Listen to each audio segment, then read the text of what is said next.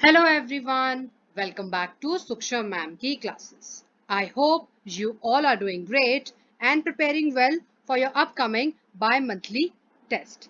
As you can see, this video is for class 8th subject English sample paper August 2022. ਤੁਹਾਡਾ ਜੋ ਬਾਈ monthly test ਹੋਣ ਵਾਲਾ ਹੈ ਉਹਦਾ ਇਹ ਸੈਂਪਲ ਪੇਪਰ ਹੈ ਪ੍ਰੈਕਟਿਸ ਪੇਪਰ ਹੈ ਜਿਹਦੇ ਰਾਹੀਂ ਤੁਸੀਂ ਇਹ ਸਮਝ ਸਕਦੇ ਹੋ ਕਿ ਪੇਪਰ ਕਿਵੇਂ ਆਏਗਾ ਤੇ ਕਿਵੇਂ ਉਹਨੂੰ ਅਟੈਂਪਟ ਕਰਨਾ ਹੈ ਜੇ ਤੁਹਾਨੂੰ ਪੇਪਰ ਦਾ ਸਟਰਕਚਰ ਸਮਝਣਾ ਹੈ ਕਿ ਪੇਪਰ 'ਚ ਕੀ ਆਉਣ ਵਾਲਾ ਹੈ ਕਿੰਨੇ ਨੰਬਰਾਂ ਦਾ ਕੀ ਆਵੇਗਾ ਉਹਦੇ ਲਈ ਤੁਸੀਂ ਮੇਰੀ ਵੀਡੀਓ ਵੇਖ ਸਕਦੇ ਹੋ ਜਿਹਦਾ ਲਿੰਕ ਇਸ ਵਕਤ ਤੁਹਾਨੂੰ ਉੱਪਰ ਸ਼ੋ ਹੋ ਰਿਹਾ ਹੋਏਗਾ ਜਾਂ ਤੁਸੀਂ ਉਹਨੂੰ ਡਿਸਕ੍ਰਿਪਸ਼ਨ ਬਾਕਸ 'ਚੋਂ ਵੀ ਲੈ ਸਕਦੇ ਹੋ ਉਹਨੂੰ ਵੇਖੋ ਸਿਲੇਬਸ ਵੇਖੋ ਤੇ ਉਸੇ ਅਕੋਰਡਿੰਗ ਹੀ ਤੁਸੀਂ ਪ੍ਰਿਪੇਅਰ ਕਰੋ so let's start total marks are 40 section A ਤੁਹਾਡਾ ਹੁੰਦਾ ਹੈ ਰੀਡਿੰਗ ਸਕਿੱਲਸ ਦਾ ਤੁਹਾਨੂੰ ਪਤਾ ਹੀ ਹੈ ਪੈਸੇਜ ਦਿੱਤਾ ਹੋਇਆ ਹੈ ਥੱਲੇ ਕੁਐਸਚਨਸ ਨੇ ਕੁਐਸਚਨਸ MCQ ਫਾਰਮੈਟ 'ਚ ਨੇ ਮਤਲਬ ਆਨਸਰ ਲਈ ਆਪਸ਼ਨਸ ਦਿੱਤੇ ਗਏ ਨੇ ਤੁਸੀਂ ਕਰੈਕਟ ਆਪਸ਼ਨ ਨੂੰ ਟਿਕ ਕਰਨਾ ਹੈ ਰੂਲ ਕੀ ਹੁੰਦਾ ਹੈ ਤੁਹਾਡਾ ਕੰਪਰੀਹੈਂਸ਼ਨ ਸੋਲਵ ਕਰਨ ਦਾ ਪਹਿਲੇ ਕੁਐਸਚਨ ਆਨਸਰਸ ਨੂੰ ਰੀਡ ਕਰੋ ਕੁਐਸਚਨ ਪੜੋ ਉਸ ਤੋਂ ਬਾਅਦ ਪੈਸੇਜ ਰੀਡ ਕਰੋ ਕੁਐਸਚਨ ਪੜੇ ਹੋਣਗੇ ਤਾਂ ਪੈਸੇਜ ਰੀਡ ਕਰਦੇ ਕਰਦੇ ਹੀ ਆਨਸਰਸ ਮਿਲ ਜਾਣਗੇ ਹੋਰ ਪ੍ਰੈਕਟਿਸ ਲਈ ਤੁਸੀਂ ਮੇਰੀ ਨੈਚ ਦੀ ਵੀਡੀਓਜ਼ ਵੇਖ ਸਕਦੇ ਹੋ ਉਹਦੇ ਵਿੱਚ ਬਹੁਤ ਸਾਰੇ ਕੰਪਰੀਹੈਂਸ਼ਨ ਮੈਂ ਸੋਲਵ ਕੀਤੇ ਹੋਏ ਨੇ ਤੁਸੀਂ ਕੋਈ ਵੀ ਆਪਣੀ ਪ੍ਰੀਵੀਅਸ ਟਰਮ 1 ਟਰਮ 2 ਦਾ ਸੈਂਪਲ ਪੇਪਰ ਚੁੱਕ ਲਓ ਉਹਦੇ ਵਿੱਚ ਵੀ ਕੰਪਰੀਹੈਂਸ਼ਨਸ ਹੈਗੇ ਨੇ ਲਿਟਰੇਚਰ ਪਾਰਟ ਗ੍ਰਾਮਰ ਪਾਰਟ ਛੱਡ ਕੇ ਸਿਰਫ ਕੰਪਰੀਹੈਂਸ਼ਨ ਵੇਖ ਕੇ ਵੀ ਤੁਸੀਂ ਤਿਆਰੀ ਕਰ ਸਕਦੇ ਹੋ so let's read the questions first the passage is about ਇਹ ਪੈਸੇਜ ਕਿਹਦੇ ਬਾਰੇ ਹੈ second where did Nehru's forefather come from Nehru ji ਦੇ ਪੂਰਵਜ ਕਿੱਥੋਂ ਆਏ ਸਨ third where did Jawaharlal Nehru educate at उन्होंने अपनी पढ़ाई कित्थों की थी fourth how many siblings did Nehru have Nehru जी दे किन्ने भैन भरा सन and last is what is the importance of 14th November 14 नवंबर दी खासियत importance की है now let's read the passage बहुत easy passage है schools all over India celebrate Children's Day on 14th November every year ਪੂਰੇ ਭਾਰਤ ਦੇਸ਼ ਦੇ ਵਿੱਚ 14 ਨਵੰਬਰ ਨੂੰ ਹਰ ਸਕੂਲ ਦੇ ਵਿੱਚ ਚਿਲਡਰਨ ਡੇ ਮਨਾਇਆ ਜਾਂਦਾ ਹੈ On this day, our great Prime Minister,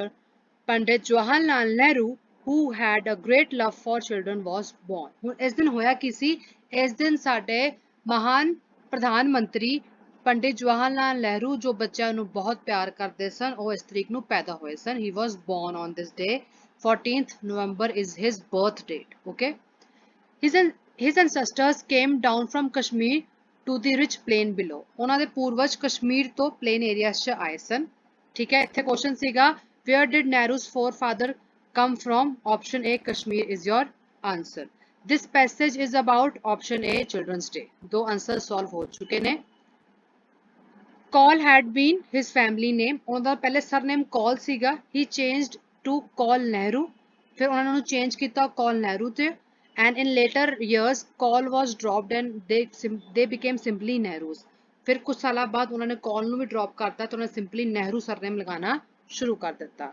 Jawaharlal Nehru was only son of his prosperous parents ਉਹਨਾਂ ਦੇ ਇਕਲੌਤੇ ਪੁੱਤਰ ਸਨ his two sisters were much younger to him ਉਹਨਾਂ ਦੀ ਦੋ ਭੈਣਾਂ ਸਨ ਜੋ ਉਹਨਾਂ ਤੋਂ ਕਾਫੀ ਛੋਟੀਆਂ ਸਨ and so he grew up and spent his early years as a lonely child with no companion of his own age ਇਸ ਲਈ ਉਹਨਾਂ ਦਾ ਜੋ ਸਟਾਰਟਿੰਗ ਦਾ ਬਚਪਨ ਸੀਗਾ ਉਹਨਾਂ ਨੇ ਕੱਲਾ ਬਚਪਨ ਕੱਟਿਆ ਕੱਲਾ ਮੁੰਡਾ ਸੀ ਉਹਨਾਂ ਦਾ ਉਹਨਾਂ ਕੋਈ ਕੰਪੈਨੀਅਨ ਨਹੀਂ ਸੀਗਾ ਆਪਣੀ ਏਜ ਦਾ ਜਿਨ੍ਹਾਂ ਨਾਲ ਉਹ ਖੇਡ ਸਕਣ ਤੇ ਉਹ ਕੱਲੇ ਹੀ ਵੱਡੇ ਹੋਏ ਸੋ ਇੱਥੇ ਆ ਗਿਆ ਕਿ ਕਿੰਨੇ ਸਿਬਲਿੰਗ ਸਨ ਦੋ ਸਿਸਟਰ ਸਨ so option B private tutors were in charge of his education private ਟਿਊਟਰਾਂ ਦੇ ਘਰ ਉਹਨੂੰ ਪੜ੍ਹਾਉਣ ਆਉਂਦੇ ਸਨ then he went to England and was educated to Harrow and Trinity College Cambridge ਫਿਰ ਉਸ ਤੋਂ ਬਾਅਦ ਆਪਣੀ ਹਾਇਰ ਸਟੱਡੀਜ਼ ਲਈ ਉਹ ਕਿੱਥੇ ਗਏ ਇੰਗਲੈਂਡ ਗਏ ਕਿਹੜੇ ਕਾਲਜ ਗਏ Harrow and at Trinity College Cambridge ਥੱਲੇ ਕੁਐਸਚਨ ਵੀ ਸੀਗਾ ਆਨਸਰ ਆਏਗਾ ਤੁਹਾਡਾ both A and C Harrow and Trinity College Cambridge London ਨਹੀਂ Cambridge so both A and C option D is your answer passage read हो चुका है last question is what is the importance of 14th November की important सीगा इस दिन कि इस दिन चिल्ड्रंस डे मनाया जाता है भी सीगा ते पंडित जवाहर लाल नेहरू भी इस दिन पैदा होए सन सो ऑप्शन ਤੁਹਾਡਾ आएगा ਇੱਥੇ C बनता है थोड़ी नंबरिंग गलत हो रखी है ठीक है so both A and B आएगा ठीक है fine both A and B Pandit Jawahar Lal Nehru ji का बर्थडे ते चिल्ड्रंस डे दी celebration Now next is your poster comprehension. Look at the poster carefully and answer the questions and this carries 5 marks again like your passage comprehension. Poster ਨੂੰ ਸਮਝੋ ਤੇ ਉਸ ਤੋਂ ਬਾਅਦ ਤੁਸੀਂ ਆਨਸਰ ਲਿਖਣੇ ਨੇ। ਬਹੁਤ ਵੱਡਾ ਵੱਡਾ ਲਿਖਿਆ ਹੋਇਆ ਹੈ ਸੇਵ ਵਾਟਰ, ਪਾਣੀ ਨੂੰ ਬਚਾਓ। ਸੋ ਇਹ ਪੋਸਟਰ ਪਾਣੀ ਦੇ ਬਾਰੇ ਹੈ, ਉਹਨੂੰ ਬਚਾਉਣ ਦੇ ਬਾਰੇ ਹੈ। In the future, wars will be fought over the blue gold, water precious for life. Future 'ਚ ਲੜਾਈ ਹੋਏਗੀ, ਕਿਹਦੀ ਲੜਾਈ ਹੋਏਗੀ? ਇਸ ਨੀਲੇ ਸੋਨੇ ਦੇ ਲਈ, ਠੀਕ ਹੈ। ਪੀਲਾ ਸੋਨਾ ਤੇ ਪਤਾ ਸਾਡਾ ਗੋਲਡ ਜੋ ਅਸੀਂ ਪਾਉਂਦੇ ਹਾਂ, ਨੀਲਾ ਸੋਨਾ ਕਿਹੜਾ ਹੈ? ਸਾਡਾ ਪਾਣੀ, ਵਾਟਰ, ਠੀਕ ਹੈ, ਬਹੁਤ ਪ੍ਰੈਸ਼ੀਅਸ ਹੈ ਲਾਈਫ ਲਈ ਸਾਡੇ। Prevent this war by following few simple steps. ਤੁਸੀਂ ਇਸ ਫਿਊਚਰ ਵਾਰ ਨੂੰ ਰੋਕ ਵੀ ਸਕਦੇ ਹੋ, ਪ੍ਰੀਵੈਂਟ ਕਰ ਸਕਦੇ ਹੋ, ਕੀ ਕਰਕੇ? ਇਨ ਸਟੈਪਸ ਨੂੰ ਫੋਲੋ ਕਰਕੇ। Use H2O carefully. H2O water ਦਾ ਸਾਇੰਟਿਫਿਕ ਨੇਮ ਹੁੰਦਾ ਹੈ। H2O means water. ਸੋ ਪਾਣੀ ਨੂੰ ਤਰੀਕੇ ਨਾਲ ਕੇਅਰਫੁਲੀ ਯੂਜ਼ ਕਰੋ। ਮੇਨਟੇਨ H2O ਆਊਟਲੈਟਸ ਨੂੰ ਮੇਨਟੇਨ ਰੱਖੋ, ਪਾਣੀ ਤੁਸੀਂ ਜਿੰਨਾ ਤੁਸੀਂ ਸਟੋਰ ਕਰ ਸਕਦੇ ਹੋ ਕਰੋ। ਹਾਰਵੈਸਟ ਰੇਨ H2O, ਤੁਸੀਂ ਜੋ ਸਾਡਾ ਰੇਨ ਦੀ ਪਾਣੀ ਨਾਲ ਉਹਨਾਂ ਨੂੰ ਉਹਨੂੰ ਹਾਰਵੈਸਟ ਕਰੋ, ਠੀਕ ਹੈ, ਉਹਨੂੰ ਯੂਜ਼ ਕਰੋ ਹਾਰਵੈਸਟਿੰਗ ਲਈ। ਅੰਡਰਗਰਾਊਂਡ ਵਾਟਰ ਘੱਟ ਕੱਢੋ। Preserve it in tank and pound, ਬਾਰਿਸ਼ ਦੇ ਪਾਣੀ ਨੂੰ ਟੈਂਕ ਜਾਂ ਪੌਂਡਸ ਦੇ ਵਿੱਚ ਪ੍ਰੀਜ਼ਰਵ ਕਰੋ। Save this gift for your future generation, ਆਪਣੀ ਆਉਣ ਵਾਲੀ ਜਨਰੇਸ਼ਨ ਦੇ ਲਈ ਇਸ ਗਿਫਟ ਨੂੰ ਬਚਾ ਕੇ ਰੱਖੋ। ਕਿਹਨੂੰ? ਪਾਣੀ ਨੂੰ। ਪ੍ਰੀਵੈਂਟ ਲੀਕੇਜ, ਕਿਸ ਤਰ੍ਹਾਂ ਦੀ ਕੋਈ ਵੀ ਲੀਕੇਜ ਹੋ ਰਹੀ ਹੈ, ਟੂਟੀ ਲੀਕ ਕਰ ਰਹੀ ਹੈ, ਟੈਂਕੀ ਲੀਕ ਕਰ ਰਹੀ ਹੈ, ਉਹਨੂੰ ਅਵੋਇਡ ਕਰੋ, ਬਚਾਓ, ਰੋਕੋ ਉਹਨੂੰ। ਰੀਸਾਈਕਲ H2O, ਵਾਟਰ ਨੂੰ ਰੀਸਾਈਕਲ ਕਰੋ। ਇੱਕ ਪਾਣੀ ਜੋ ਤੁਸੀਂ ਯੂਜ਼ ਕਰਦੇ ਹੋ, ਫॉर एग्जांपल ਸਭ ਦੇ ਘਰ ਅੱਜ ਕੱਲ ਵਾਟਰ ਪਿਉਰੀਫਾਇਰ ਨੇ, ਹਨਾ, ਪਾਣੀ ਪੀਣ ਲਈ ਅਲੱਗ ਨਿਕਲਦਾ ਹੈ ਤੇ ਗੰਦਾ ਪਾਣੀ ਅਲੱਗ ਨਿਕਲਦਾ ਹੈ। ਉਸ ਗੰਦੇ ਪਾਣੀ ਨੂੰ ਰੀਸਾਈਕਲ ਕਰੋ, ਉਹਨੂੰ ਤੁਸੀਂ ਕਲੈਕਟ ਕਰਕੇ ਪੌਦਿਆਂ ਨੂੰ ਪਾਣੀ ਦੇ ਸਕਦੇ ਹੋ, ਰਾਈਟ। ਤੁਸੀਂ ਆਪਣੇ ਛੋਟੇ ਮੋਟੇ ਬਰਤਨ ਨਾਲ ਸਾਫ਼ ਕਰ ਸਕਦੇ ਹੋ, ਉਹਨੂੰ ਕਹਿੰਦੇ ਰੀਸਾਈਕਲ ਕਰਨਾ। And last is reuse H2O, water ਨੂੰ ਰੀਯੂਜ਼ ਕਰੋ, ਠੀਕ ਹੈ। ਇਸ਼ੂਡ ਇਨ public interest ਬਾय water authority India, ਕਿਨੇ ਇਹਨੂੰ ਇਸ਼ੂ ਕੀਤਾ ਹੈ? ਵਾਟਰ ਅਥਾਰਟੀ ਇੰਡੀਆ ਨੇ ਇਹਨੂੰ ਇਸ਼ੂ ਕੀਤਾ ਹੈ। ਨਾਓ what is the poster about? ਕਿਹਦੇ ਬਾਰੇ ਹੈ ਜੀ ਪੋਸਟਰ? ਕੰਜ਼ਰਵ ਵਾਟਰ ਦੇ ਬਾਰੇ ਹੈ, ਪਾਣੀ ਨੂੰ ਬਚਾਓ। What does the phrase the blue gold means? blue gold ਕਿਹਨੂੰ ਕਿਹਾ ਗਿਆ ਹੈ? ਆਪਸ਼ਨ ਡੀ ਵਾਟਰ ਨੂੰ ਕਿਹਾ ਗਿਆ ਹੈ। Which water can be harvested according to the poster? Poster ਦੇ ਅਕੋਰਡਿੰਗ ਕਿਹੜੇ ਵਾਟਰ ਨੂੰ ਹਾਰਵੈਸਟ ਕੀਤਾ ਜਾ ਸਕਦਾ ਹੈ, ਯੂਜ਼ ਕੀਤਾ ਜਾ ਸਕਦਾ ਹੈ? It's rain water, option C. What can be the reason of wars in future? Future ਲੜਾਈ ਦਾ ਕੀ ਕਾਰਨ ਬਣ ਸਕਦਾ ਹੈ? Lack of water, option A. Who has issued the given poster? ਇਸ ਪੋਸਟਰ ਨੂੰ ਕਿੰਨੇ ਇਸ਼ੂ ਕੀਤਾ ਹੈ? Water Authority India. So option B is your answer. Next is write down the meanings of these words in Hindi और पंजाबी, ठीक है, हिंदी या पंजाबी विच meaning लिखना है। Limitation means सीमा, सीमावा, ठीक है। Tangles means उलझना, and frailty means कमजोरी। Easy है, कोई difficult नहीं है। Next is make sentences of the following words. थले दिते हुए sentence, थले words जो ने sorry, ਉਹਨਾਂ ਤੁਸੀਂ sentences frame करने ने। First is feature, ਤੁਸੀਂ ਫੋਨ ਲੈਂਦੇ ਹੋ, ਲੇਟੈਸਟ ਫੀਚਰਸ ਦਾ ਲੈਂਦੇ ਹੋ। I bought new phone with latest features. Single use, ਇੱਕ ਵਾਰ ਯੂਜ਼ ਕਰਨ ਵਾਲਾ, ਜਿਵੇਂ ਫॉर एग्जांपल ਪਲਾਸਟਿਕ ਹੁੰਦਾ ਹੈ ਜੋ ਇੱਕ ਵਾਰ ਯੂਜ਼ ਹੋ ਕੇ ਥਰੋ ਹੋ ਜਾਂਦੀ ਹੈ ਚੀਜ਼। So we should avoid using single use plastic, ਸਾਨੂੰ ਸਿੰਗਲ ਯੂਜ਼ ਪਲਾਸਟਿਕ ਨੂੰ ਯੂਜ਼ ਕਰਨਾ ਅਵੋਇਡ ਕਰਨਾ ਚਾਹੀਦਾ ਹੈ। ਡੈਸਪੋਟਿਕ, everyone feared the despotic leader, ਹਰ ਕੋਈ ਡੈਸਪੋਟਿਕ ਲੀਡਰ ਤੋਂ, ਜ਼ਾਲਮ ਲੀਡਰ ਤੋਂ ਡਰਦਾ ਸੀ। Easy, clear. Next is answer the following questions. What made the narrator unhappy? किस चीज ने नरेटर ਨੂੰ ਸਾਡੇ ਦੁਖੀ ਕਰਤਾ, unhappy ਕਰਤਾ, sad ਕਰਤਾ? The limitation of her computer against Bell computer made the narrator unhappy. ਜੋ ਉਹਦੀ ਕੰਪਿਊਟਰ ਚ ਲਿਮਿਟੇਸ਼ਨ ਸੀਗੀਆਂ, ਸੀਮਾਵਾਂ ਸੀਗੀਆਂ as compared to ਜੋ ਲੇਟੈਸਟ ਬੈਲ ਕੰਪਿਊਟਰ ਆਇਆ ਸੀ, ਉਸ ਚੀਜ਼ ਨੇ ਸਾਡੀ ਨਰੇਟਰ ਨੂੰ ਦੁਖੀ ਕਰਤਾ। Which two things did the narrator do to complete the course? ਹੁਣ ਆਪਣੇ ਚੋਜ਼ ਨੂੰ ਪੂਰਾ ਕਰਨ ਲਈ ਨਰੇਟਰ ਨੇ ਕਿਹੜੀਆਂ ਚੀਜ਼ਾਂ ਕੀਤੀਆਂ? Number 1, she started getting up early, ਉਹਨੇ ਜਲਦੀ ਉੱਠਣਾ ਸ਼ੁਰੂ ਕਰਤਾ। Number 2, she started doing her work quickly, ਉਹਨੇ ਆਪਣਾ ਵਰਕ ਫਟਾਫਟ ਕੁਇਕਲੀ ਕਰਨਾ ਸ਼ੁਰੂ ਕਰ ਦਿੱਤਾ, ਠੀਕ ਹੈ। Next, what was the cruel announcement made by the despotic leader? ਹੁਣ ਸਾਡੇ ਡਿਸਪੋਟਿਕ ਲੀਡਰ ਨੇ ਜੋ ਅਨਾਉਂਸਮੈਂਟ ਕੀਤੀ ਸੀ, ਉਹ ਸਭ ਤੋਂ ਕਰੂਅਲ ਵਾਲੀ ਕਿਹੜੀ ਸੀਗੀ? The cruel announcement was to put all the aged people to death immediately. ਉਹ ਜ਼ਾਲਿਮ ਅਨਾਉਂਸਮੈਂਟ ਸੀ ਕਿ ਜਿੰਨੇ ਵੀ ਏਜਡ ਬੰਦੇ ਨੇ ਉਹਨਾਂ ਨੂੰ ਤੁਰੰਤ ਮਾਰ ਦਿੱਤਾ ਜਾਵੇ। ਕਿੰਨੀ ਗਲਤ ਚੀਜ਼ ਸੀਗੀ ਹੈ। And I can't even imagine ਕਿ ਇਹੋ ਜਿਹੇ ਜ਼ਾਲਿਮ ਲੀਡਰ ਥਲੇ ਰਹਿ ਕਿਵੇਂ ਸਕਦਾ ਹੈ ਕੋਈ, ਰਾਈਟ? ਸੋਚ ਕੇ ਵੇਖੋ। Where did the farmer hide his mother? ਹੁਣ ਫਾਰਮਰ ਨੇ ਆਪਣੀ ਬੁੱਢੀ ਮਾਂ, ਵਿਚਾਰੀ ਮਾਂ ਨੂੰ ਕਿੱਥੇ ਲੁਕਾਇਆ, ਕਿੱਥੇ ਹਾਈਡ ਕੀਤਾ? The farmer hid. ਆਂਸਰ ਚ verb ਦੀ ਸੈਕਿੰਡ ਫਾਰਮ ਹੁੰਦੀ ਹੈ, ਹਾਈਡ ਦਾ ਬਣ ਜਾਏਗਾ hid. The farmer hid his mother in a walled closet beneath their kitchen floor. Kitchen ਦੇ ਫਲੋਰ ਦੇ ਥੱਲੇ ਇੱਕ ਵੁਡਨ ਕਲੋਜ਼ਟ ਸੀਗੀ, ਇੱਕ ਠੀਕ ਹੈ ਕਬਰਡ ਕਾਈਂਡ ਆਫ ਹੁੰਦਾ ਕਲੋਜ਼ਟ, ਉਹਦੇ ਵਿੱਚ ਉਹਨੇ ਆਪਣੀ ਮਾਂ ਨੂੰ ਛੁਪਾ ਦਿੱਤਾ ਸੀ। Next comes your stanza. Poem ਵਿੱਚੋਂ ਆ ਰਿਹਾ ਹੈ, read the stanza carefully and answer the following question and this carries 4 marks। ਬਹੁਤ easy ਹੈ, ਇੱਕ ਹੀ poem ਹੈ, ਆਰਾਮ ਨਾਲ ਤੁਸੀਂ ਇਸ ਐਗਜ਼ਾਮ ਚ ਟੈਸਟ ਨੂੰ ਸਕੋਰ ਕਰ ਸਕਦੇ ਹੋ। Single use plastic lasts almost forever, it might be cheap but it's not very clever। ਜਿਹਨੂੰ poem ਚੰਗੀ ਤਰ੍ਹਾਂ ਨਹੀਂ ਸਮਝ ਲੱਗੀ ਹੈ ਉਹ ਮੇਰੀ ਇਸ ਵਕਤ ਜੋ ਉੱਪਰ ਲਿੰਕ ਸ਼ੋ ਹੋ ਰਿਹਾ ਹੈ ਉਹਨੂੰ ਖੋਲ ਕੇ ਇਸ poem ਨੂੰ ਚੰਗੀ ਤਰ੍ਹਾਂ ਸਮਝ ਸਕਦੇ ਨੇ। ਮੈਂ ਚੰਗੀ ਤਰ੍ਹਾਂ ਉਹਨੂੰ ਐਕਸਪਲੇਨ ਕੀਤਾ ਹੋਇਆ ਹੈ। poem ਸਮਝ ਲੱਗ ਗਈ ਤਾਂ ਤੁਹਾਨੂੰ ਇਹ ਤੁਹਾਡੇ 4 ਮਾਰਕਸ ਪੱਕੇ ਹੋ ਜਾਣਗੇ। ਸੋ do watch that video also. Even ਤੁਹਾਡੇ ਕੁਐਸਚਨ ਆਨਸਰਸ ਵੀ ਮੈਂ ਦੋਨੋਂ ਚੈਪਟਰਸ ਦੇ ਐਕਸਪਲੇਨ ਕੀਤੇ ਹੋਏ ਨੇ, ਅਪਲੋਡਡ ਨੇ, ਤੁਸੀਂ ਉਹਨਾਂ ਨੂੰ ਵੇਖੋ, ਲਰਨ ਕਰੋ, ਸਮਝੋ ਤੇ ਆਪਣੇ ਵਧੀਆ ਸਕੋਰ ਤੁਸੀਂ ਕਰੋ ਟੈਸਟ ਦੇ ਵਿੱਚ। ਸੋ ਨੇਮ ਦਾ ਪੋਮ, ਬਹੁਤ ਈਜ਼ੀ ਹੈ। The earth needs you, who is not clever? ਕੀ ਚੀਜ਼ clever ਨਹੀਂ ਹੈ? Using single use plastic। Single use plastic ਨੂੰ ਯੂਜ਼ ਕਰਨਾ ਬਹੁਤ ਕੋਈ ਕਲੈਵਰਤਾ ਦੀ ਗੱਲ ਨਹੀਂ ਹੈ, ਤੁਸੀਂ ਮੂਰਖ ਹੋ ਜੋ ਕਰ ਰਹੇ ਹੋ, ਕਿਉਂਕਿ ਤੁਸੀਂ ਆਪਣੀ ਅਰਥ ਨੂੰ ਡਿਸਟਰੋਏ ਕਰ ਰਹੇ ਹੋ ਪਲਾਸਟਿਕ ਨਾਲ ਭਰ ਕੇ। ਨੈਕਸਟ, ਡੂ ਐਸ ਡਾਇਰੈਕਟਡ, ਜਿਵੇਂ ਬੋਲਿਆ ਗਿਆ ਹੈ ਉਵੇਂ ਕਰਨਾ ਹੈ। A part is read the sentence and state its type। Sentence ਨੂੰ ਪੜੋ तो ਕਿਹੜਾ ਕਿਸਮ ਹੈ sentence the, what kind of sentence it is ਤੁਸੀਂ ਦੱਸਣਾ ਹੈ। leave this place, ਇਸ ਪਲੇਸ ਨੂੰ ਛੱਡ ਦੋ, ਠੀਕ ਹੈ, ਤੁਸੀਂ ਕਹਿੰਦੇ leave this place, ਚਲ ਜਾਓ ਇੱਥੋਂ, go out, ਤੁਸੀਂ ਇੰਜ ਕਿਸੇ ਨੂੰ ਕਹਿ ਦਿੰਦੇ ਹੋ ਨਾ leave this place। so it is an imperative sentence। ਇਹ imperative sentence ਹੈ, ਕਿਉਂ ਹੈ? we have to use order in this sentence, ਕਿਉਂਕਿ ਅਸੀਂ ਕਿਸ ਨੂੰ order ਕਰ ਰਹੇ ਹਾਂ। ਜਦੋਂ ਅਸੀਂ ਕਿਸ ਨੂੰ order ਕਰਦੇ ਹਾਂ ਤਾਂ ਉਹ imperative sentence ਹੁੰਦਾ ਹੈ, ਇਸ ਚੀਜ਼ ਨੂੰ ਯਾਦ ਰੱਖਣਾ। change the given sentences into interrogative sentences। ਹੁਣ ਥੱਲੇ ਜੋ ਸੈਂਟੈਂਸ ਦਿੱਤੇ ਹੋਏ ਨੇ ਉਹਨਾਂ ਨੂੰ ਤੁਸੀਂ ਕਿਹਦੇ ਵਿੱਚ ਚੇਂਜ ਕਰਨਾ ਹੈ? interrogative sentence ਵਿੱਚ ਚੇਂਜ ਕਰਨਾ ਹੈ। Sohan had finished his work। Sohan ने अपना काम खत्म कर लिया है। ਹੁਣ ਤੁਸੀਂ ਕੁਐਸਚਨ ਬਣਾਉਣਾ ਹੈ। ਜਦੋਂ ਸੈਂਟੈਂਸ ਦੇ ਵਿੱਚ ਹੈਲਪਿੰਗ ਵਰਬ ਹੁੰਦਾ ਨਾ ਬੱਚਿਓ, ਇਹ ਵਾਲਾ ਜਿਵੇਂ ਜੋ ਹੈਲਪ ਕਰਦਾ ਹੈ ਵਰਬ ਨੂੰ, ਤੁਸੀਂ ਸਿੰਪਲੀ ਕੁਝ ਨਹੀਂ ਕਰਨਾ, ਉਹਨੂੰ ਇੰਟਰੋਗੇਟਿਵ ਬਣਾਉਣ ਦੇ ਲਈ ਸੈਂਟੈਂਸ ਨੂੰ ਤੁਸੀਂ ਹੈਲਪਿੰਗ ਵਰਬ ਨੂੰ ਅੱਗੇ ਲੈ ਆਣਾ। ਠੀਕ ਹੈ, had Sohan finished his work question mark, that's it। ਠੀਕ ਹੈ, ਕੋਈ ਵੀ ਹੈਲਪਿੰਗ ਵਰਬ ਹੋਏਗਾ ਉਹਨੂੰ ਅੱਗੇ ਲੈ ਆਓ। ਜੇ ਹੈਲਪਿੰਗ ਵਰਬ ਨਹੀਂ ਹੈ, ਸਿੱਧਾ ਸੈਂਟੈਂਸ ਹੈ, ਤਾਂ do did does ਇਹ ਵਰਡ ਲੱਗ ਜਾਂਦੇ।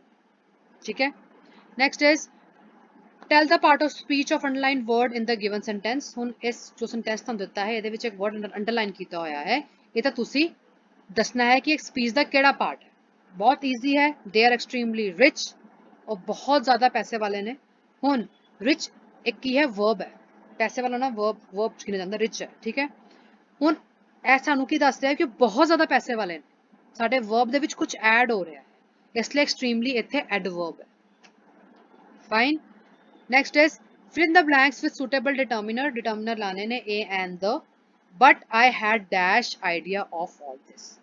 ਸਿੰਪਲ ਜੀ ਗੱਲ ਹੈ, ਜੇ vowels ਨੇ ਤਾਂ ਐਨ ਲੱਗਦਾ ਹੈ, ਜੇ consonant ਹੈ ਤੇ a ਲੱਗਦਾ ਹੈ, ਸਪੈਸਿਫਿਕ ਕਿਸ ਚੀਜ਼ ਦੀ ਗੱਲ ਹੋ ਰਹੀ ਹੈ, the ਲੱਗਦਾ ਹੈ। ਇੱਥੇ ਲਿਖਿਆ ਹੈ I which is a vowel, ਤੁਹਾਨੂੰ ਪਤਾ ਹੋਣਾ ਚਾਹੀਦਾ ਹੈ ਕਿ a e i o u vowels ਹੁੰਦੇ ਨੇ ਤੇ ਇਹਦੇ ਅੱਗੇ ਐਨ ਲੱਗਦੇ ਨੇ ਤੇ ਬਾਕੀ ਜੋ ਰਿਮੇਨਿੰਗ ਤੁਹਾਡੇ ਐਲਫਾਬੈਟਸ ਨੇ ਉਹ ਤੁਹਾਡੇ ਕੌਨਸੋਨੈਂਟਸ ਨੇ, ਉਹਦੇ ਅੱਗੇ a ਲੱਗਦਾ ਹੈ। ਸਪੈਸਿਫਿਕ ਕਿਸੇ ਚੀਜ਼ ਦੇ ਅੱਗੇ, ਰਿਪੀਟ ਕਰ ਰਹੀ ਹਾਂ ਫਿਰ ਤੋਂ, ਸਪੈਸਿਫਿਕ ਕਿਸੇ ਚੀਜ਼ ਦੇ ਅੱਗੇ ਦ ਲੱਗਦਾ ਹੈ। ਫॉर एग्जांपल ਜੇ ਕੋਈ ਇਕਲੌਤੀ ਚੀਜ਼ ਹੈ ਜਿਵੇਂ ਦ ਗੰਗਾ ਰਿਵਰ, ਠੀਕ ਹੈ, ਦੀ ਸਨ, ਦੀ ਅਰਥ, ਓਕੇ, ਉੱਥੇ ਦ ਲੱਗੇਗਾ। ਸੋ ਇੱਥੇ ਆਏਗਾ an because idea starts with an I and it's an vowel, it's a vowel, sorry। give one word of the following groups of word।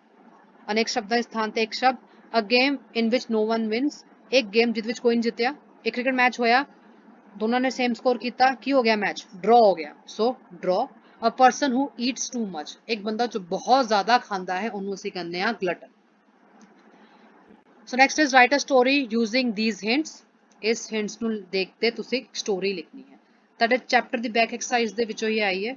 ਠੀਕ ਹੈ, ਤੁਸੀਂ ਇਹ ਵੀ ਅਟੈਂਪਟ ਕਰ ਸਕਦੇ ਹੋ ਜਾਂ ਫਿਰ ਤੁਹਾਡੇ ਕੋਲ ਇੱਕ ਆਪਸ਼ਨ ਹੈ ਇਧਰ ਗੋ ਫॉर ਦਿਸ ਔਰ ਤੁਸੀਂ ਲੈਟਰ ਰਾਈਟਿੰਗ ਕਰ ਲਓ। ਠੀਕ ਹੈ, ਇਹ ਵੀ ਤੁਹਾਡੀ ਚੈਪਟਰ ਦੇ ਪਿੱਛੋਂ ਹੀ ਹੈ।